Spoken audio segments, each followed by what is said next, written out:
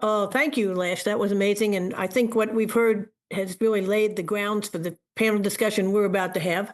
My name is Chris Wilson. I'm the Vice President for Advocacy Communications for the Patient Advocate Foundation. And I am very pleased to welcome one old friend and two new friends that we've made and been able to bring into this discussion. Some of the words we've heard already with what we've talked about: narrative power, connectedness, energizing, transformation.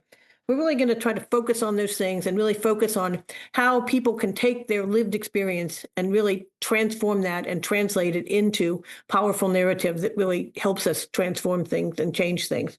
So our three panelists are, we have Mariah Barker. They are the founder and CEO of Invisible Strategies, which is a high-tech company that really works on intersectional disability justice. But Mariah has an amazing a deep and broad background. They are an entrepreneur, an author, an educator. She's worked in cultural anthropology, and she is also a stand-up performer and poet. How's that for a background? Dr. Elizabeth Cope is the Chief Program and Science Officer for the AcademyHealth, which has a tremendous amount of influence over getting the word out on so many things. And she is really focused on making research better, making it more relevant, and making it matter, and very interested in safety net and pediatric settings.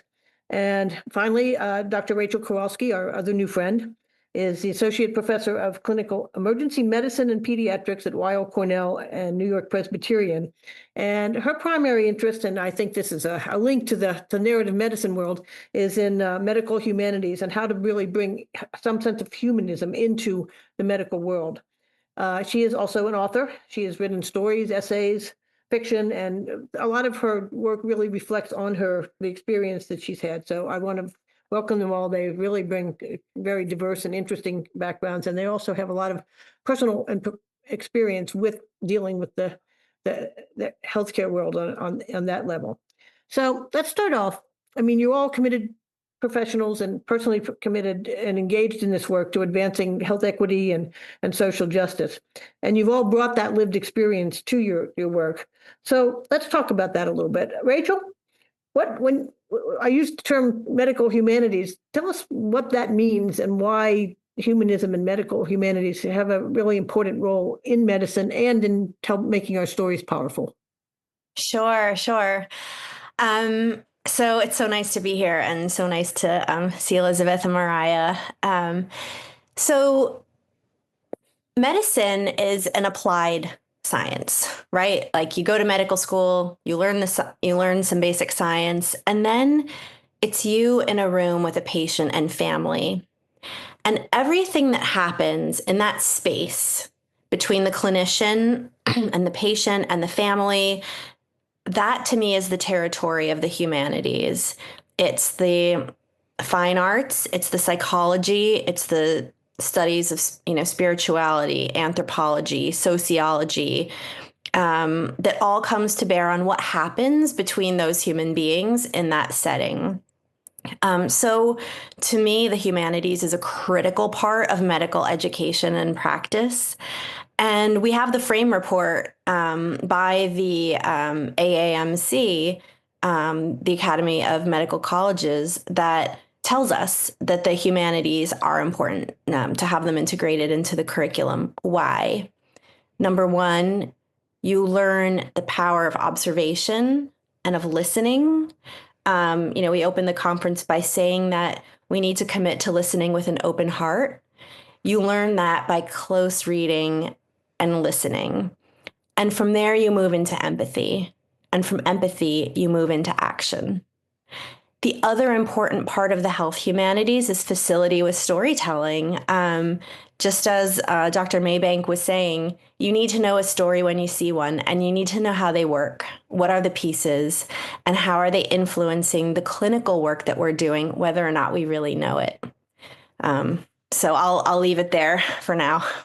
Okay, we're definitely going to come back to some of the themes that you've talked about. Mariah, I'm very interested in your background, particularly the kind of the range from cultural anthropology to stand-up poetry. We talked about overcoming negative narratives. How, and you've worked in that whole area of intersectional social justice. How can these narratives, how can you bring your experience to help overcome some of those negative narratives that we are definitely hearing too much of these days? Sure. So I think it's first with just admitting that the way that our brain chemistry works, it's wired for bias. There are connections that we make just based on our own lived experience. And we may have assumptions that we make. So a great example of work I did with Kennedy Krieger Institute in Baltimore is they were focused on having like a 15-minute period where patients, needed to be at their appointment by. But they also didn't understand that a majority of the Black patients were accessing the bus system, and the bus was typically 20 minutes late. So the narrative in the provider's mind might be this person, or even the front desk staff, that this person didn't prioritize wanting to come to the appointment, or it wasn't important to them. When in reality, because of systems and structures, they were late to the appointment, outside of their control. So I think just really leading with empathy, like's already been said, but also like actively listening and understanding that 90% of what happens with our health happens outside of a doctor's office, right? And so like our built environment, the areas that we come from, the stories of our daily lives and the people we're connected with, whether it's where we work, where we play, the people that are a part of our family unit, all of those stories impact how we're able to show up, and how we're able to access healthcare. Thank you. Again, we're going to come back to some of this. Elizabeth, when you talk about making research matter, making it more relevant, how have you been able to bring your personal experience to sort of enriching research and making it, achieving your goals and to making research matter? How's that worked? Thank you. And I would just like to say thanks to my co-panelists as well, and to the opportunity to speak today. So in thinking about, how we make research relevant and how we make it matter, a lot of this is, and I guess I will acknowledge also the question around how do I do this, right, in bringing my own experience to bear. And I think some of that does come from, I am somebody who had a long sort of journey with the healthcare delivery system as a child, and into my young adulthood. And I also am somebody who has experienced violence. And so for both of those things, I would say in my formative years, this was something where I sort of wanted to succeed, like in spite of those things. And so as a result, I would say not only did I not like own my story, I didn't tell my story even to myself. And so what that does is it means you don't live authentically, right? And you also don't put those pieces together. So when you actually invest the time into figuring out how you tell your own story, that's about making sense of that experience, that it gives it meaning for you. And it's the way that you can start to transform your trauma into resilience, right? And the way that I think about this, and when it comes to then learning from that, right, into how do we make sure that we are tapping into what is going to be relevant? What are the issues that need to be addressed by research? What are the questions that we should actually be asking? What is the evidence that we need? We need to be able to tap into the real experiences that people are having. We need to be able to help them tell the stories, right? That's going to surface for us where the challenges actually are in the healthcare delivery system that need to be addressed. So some of that is working together with families, with patient groups, with other community groups, right?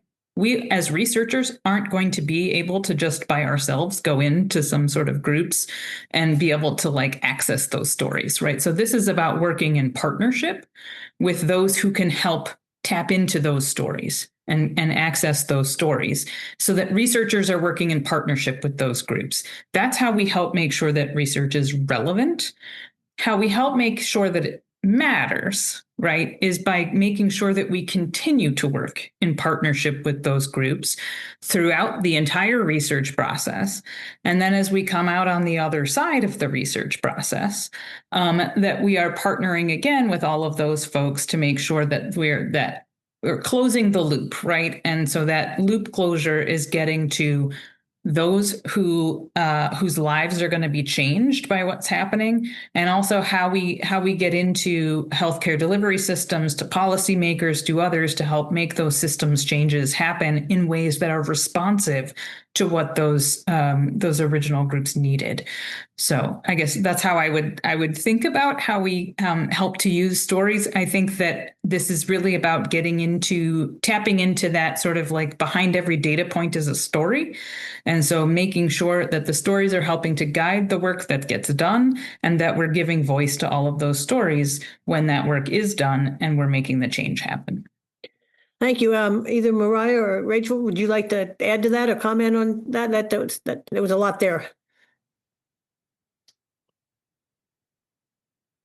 Yeah, I think just in terms of research, building on what was already said, thinking about how research can center community voice, and how we can uplift unheard voices in non-conventional ways. When we think about integrating the humanities, whether that's like a photo voice project, and having folks in the community take pictures of what their environment looks like to them to interpret how climate change or how emissions and things are affecting health outcomes, whether that's having something become a documentary or having something become like an immersive project that the community can see themselves reflected in, having something become like a podcast, just a place where people can tell their stories and the lore around their experiences, whether it's around cancer, intimate partner violence, so forth. I think there's a lot of innovation coming out of the art space in collaboration with the humanities and sciences, even if it's opening up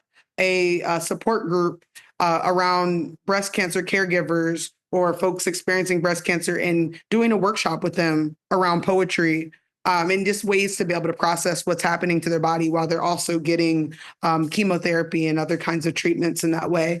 Really just thinking of ways to bring in innovation. And as was already said, being able to like transmute pain into power. And also just share experiences and really make sure we're valuing qualitative data in the same ways we've historically valued quantitative data, and those stories behind those statistics, and honoring the stories and that information, and just seeing how much meat and data is in just people's stories. And I think that that's becoming even more powerful, but especially in a lot of marginalized communities, we've always had griots, storytellers to pass down not only the assets in the community and the remedies and the healing, but also the pain and the systems and the things that aren't working. So I really think there's a rich history there, and it's kind of a re-remembering and figuring out how to incorporate it into our existing systems. Rachel, you work with children and you work in an emergency room. What Mariah is talking about is we think of stories as just telling a story, but there's so many. You think about the humanities. There's art, there's poetry, there's photography. How is that different? That innovative approach? How does that increase the narrative power that you can bring to your work, both professionally and personally? Yeah, it's a great question. So in medical education, we are trying to expose students to as many art forms as we can integrate into the curriculum. So, for example, poetry and prose for sure, especially because we have poets like Camille Dungy and Audre Lorde who can talk about, racism, disability, and persecution. We have Laura Hershey, we have Molly McCulley Brown, we have Susanna Nevison who can speak to disability. And these are, you can make a list of sort of poets who can describe what it is to live in their shoes with such strength and specificity that it becomes real and can be felt by the learner. So poetry and prose for sure, but we use documentary as well. With my emergency medicine residents, we watched a documentary, I think it was called Earth Mama, about the foster system in the Bay Area.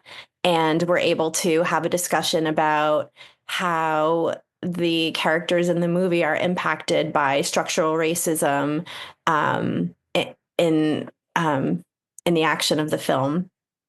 We've also done graphic medicine. So we had Brian Fees, who is a graphic novelist, come do a session for the emergency medicine residents on his book, Mom's Cancer.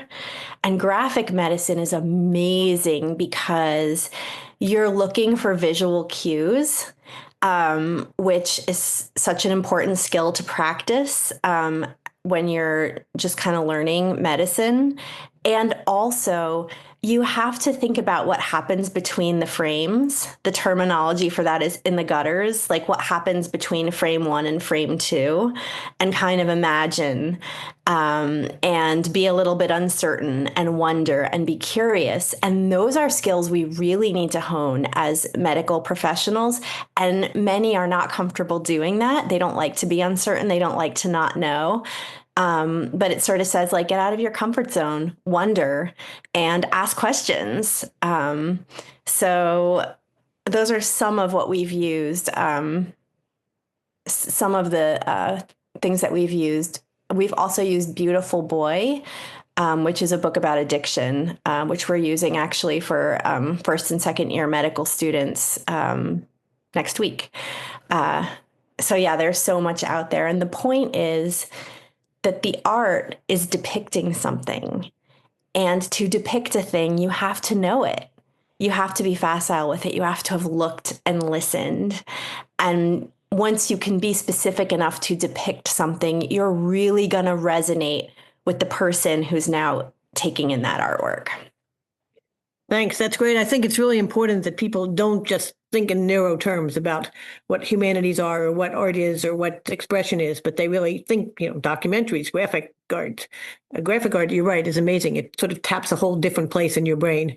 Elizabeth, when we think about you doing research, how does the narrative, the way that Mariah and Rachel are describing it, how does that so often when we talk about research, we talk about structural racism. We talk about it in sort of big weight-bearing terms. How does the narrative really bring that humanity to it and really make things more accessible to people and make them actually understand what experience is, not just hear words? Yeah, it's a good question. I think that Mariah offered some examples of ways that we can tap into and access narrative through research. Through, for example, I think photo voice was one of the items that Mariah mentioned. Certainly, there's a lot of qualitative ways that we can tap into stories and start to get, I would say, a more human sort of get into that human experience, right?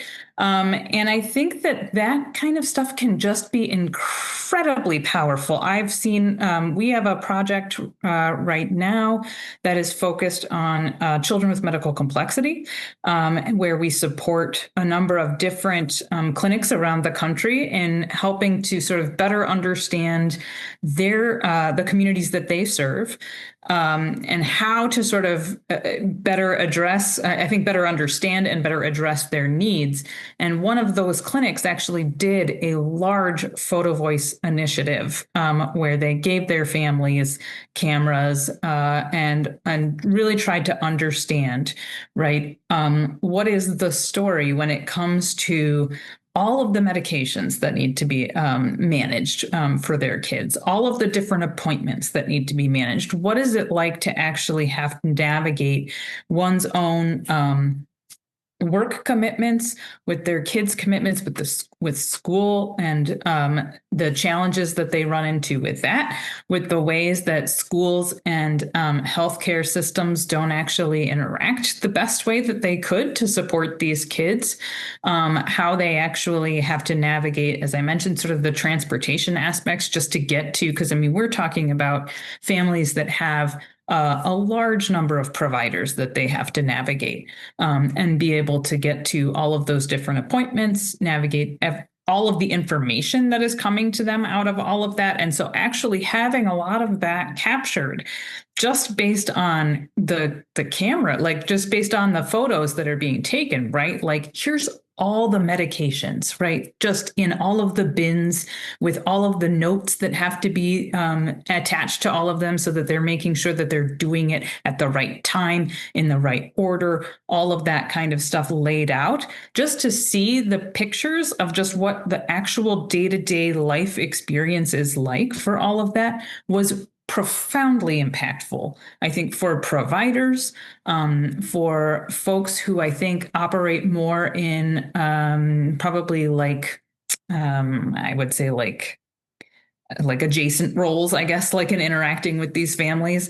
But being able to actually have that, I mean, it was like people who saw it and talked about it, I think spoke to sort of the power of it all, and having that story be able to be told in that particular way, reframed for them how they approach just their own work, right, where they're interacting with this, and makes them think about what are the ways that we could be making changes right already right now. So I think there's the way that intersects with research. That's an incredibly valuable tool. And then there's ways that it also becomes its own force for change. So I guess I'll kind of stop there, but I think that that's a good, powerful example. That is a powerful example. And I think the whole notion of people seeing these worlds as separate, you have clinical things and then you have humanistic things. And you're all doing a very good job of making it clear that those things come together in very meaningful ways. So all three of you mentioned empathy in your first comments, and there's empathy in the title of our panel. So I think we should talk a little bit about the uses and abuses of empathy. When there's this sort of standard notion of empathy, and then we have this kind of notion of radical empathy. And recently, horrifically, we have this notion of the sin of empathy. I don't know if you've seen that, but the notion that it's wrong to empathize with people or to understand that if they're different from you or if they depart from you. So who wants to kind of grab this ball and really talk about what role empathy has in what we're talking about here? I'll have to call on somebody if nobody volunteers. Mariah, you're smiling. I got you. I'll take a first take at it. I think when I think about being an artist and a public health practitioner, I think about how I used to think those worlds were siloed, but actually they're critical and integrated, and I'm intersectional in just my existence. So I know that these fields support one another. When I think about empathy, I think about just the guiding quote for my life, and that's really pushed me forward through a lot of adverse childhood experiences to where I am today. And it's just some people do, some people never do, some people overdo. How do you do? And whenever I'm thinking about like, if I'm going to take on a new project or the art that I'm creating, it's like, I want to do something that's going to make the world a better place, that's going to bring more joy than pain. I think we have to see each other's humanity to really just continue to build, and that the medicine is really community and us creating communities of care, whether it's in healthcare systems, housing systems, environmental systems, we could go on. And when that apathy shows up or the empathy is lacking, we all suffer.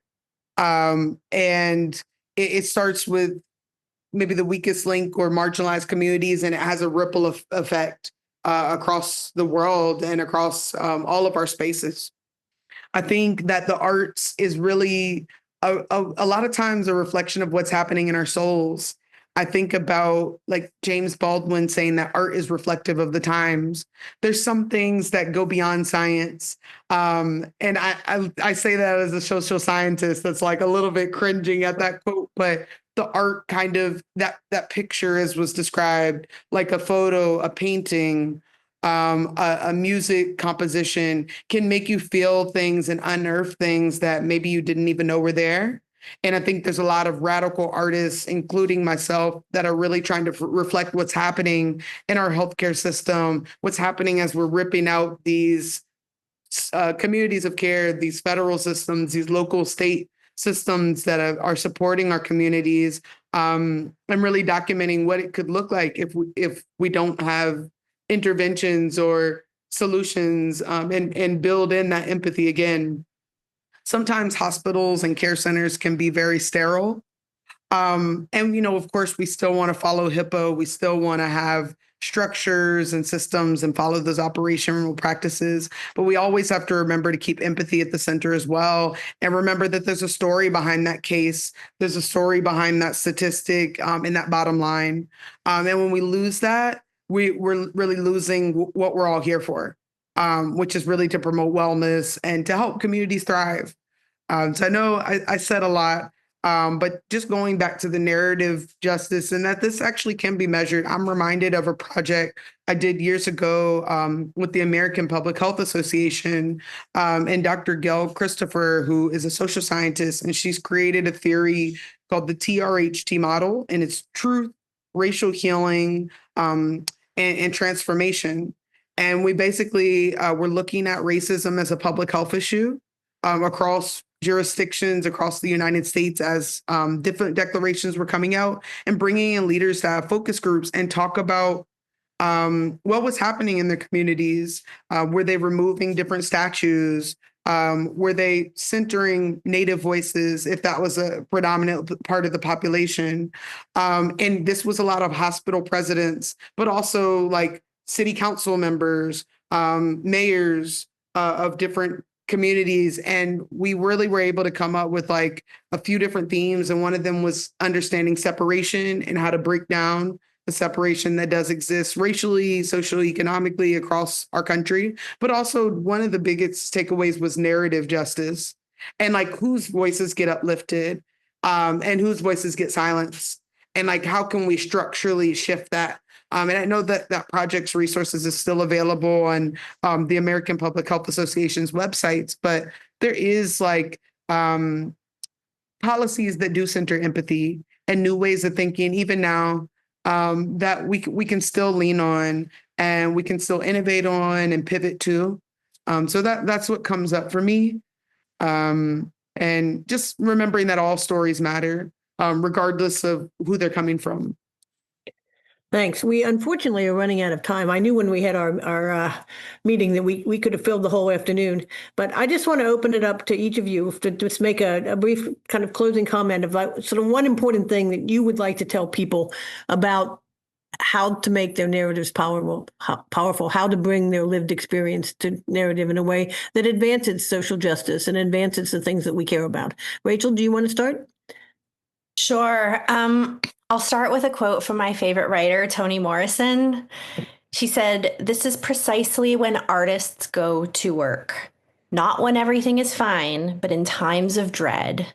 We speak, we write, we do language. That's how civilizations heal." I think if you have a story, you have got to tell it. I think now is an urgent, it's an emergent time. And I'm an ER doc, so I don't say that lightly. It's an emergency. And you need to, if you have a story to tell, you need to write it and you need to get it out there. You can publish in the Intima, the Bellevue Literary Review, Kevin MD, Stat. There's so many venues. Get your story out there. Start writing as soon as we log off today. Okay. Yeah.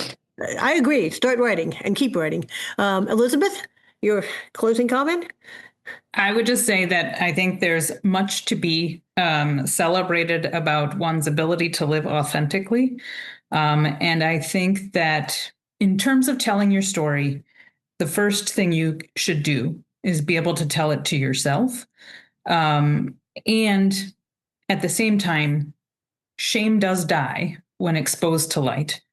And so when you can do that, I think you can make a difference for yourself and you can make a difference for those around you. Thank you. Mariah, you're going to take us to the finish line. I would just say, even if you don't think that you're an artist, I believe everyone is an artist. Maybe you just haven't found your practice yet. And find ways to tell your story, whether it's through the pen, it's through song, it's through movement and dance, it's through designing programs. All of this takes our joint and collective creativity. So definitely make sure you're tapping into that and really growing that muscle as well. Thank you. Thank you, all three of you. As I said, I could spend not just the afternoon, but, weeks with each of you, all of you.